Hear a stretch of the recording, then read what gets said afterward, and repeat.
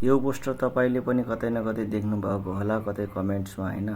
यो बलिदान फिल्मको यो जुन दुईटै फोटो छ यसमा चाहिँ यो कपी भयो भनेर धेरै मान्छेहरूले चाहिँ भनिराखेको छ, तर तिनीहरूलाई थाहा छैन के एक्चुअलमा यो के हो भनेर। तिमीहरूको दिमाग यति पनि छैन यो फिल्म क्षेत्रमा, यो लाइनमा यो को कसलाई कपी भन्ने कसलाई के भन्ने त्यो थाहै छैन। यो भनेको निस्तान्त एउटा कुनै बस्तीलाई कुनै यिनीहरूको एउटा भेषभूषा छ त्यसलाई देखाइएको हो, त्यहाँको कल्चरलाई देखाइएको हो।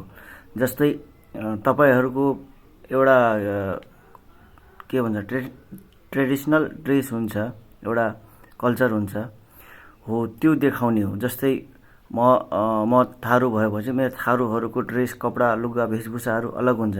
कोही मगर छ भने तिनीहरूको अलगै हुन्छ। अब त्यो हिसाबले देखाएको हो। अब यो जुन देखाएको छ एउटा जङ्गली बासिन्दाहरू जुन छ तिनीहरूलाई देखाएको हो र तिनीहरूको कल्चर यस्तो छ भनेर देखाएको।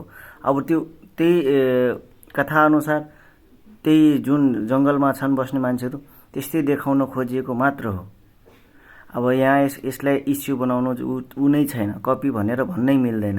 मैले अब म पनि एउटा अब आफ्नो त्यो ड्रेस लगाएर एउटा भिडियो बनाउँछु, अनि त्यस्तै ड्रेस लगाएर अर्कोले पनि भिडियो बनाउँछ भनेपछि त्यसलाई कपी भन्न मिल्छ? मिल्दैन। त्यही भएर अरूको खुट्टा तान्ने काम नगर्नुहोस् हैन। तपाईहरुले दिमागै छैन के, यसको बारेमा तपाईले विश्लेषण गर्न सक्नुहुन्न। तपाईहरु धेरै सानो सोचको मान्छे हो। यसको बारेमा अध्ययन गर्नुस्। यो एउटा त्यहाँको भेषभूषा मात्र देखाएको हो। त्यो जङ्गलीहरुको यस्तै लगाउँछन् यस्तै गर्छन् भनेपछि त्यसलाई हामीले अरु देखाउनु जरुरी हुँदैन। कुरा बुझ्ने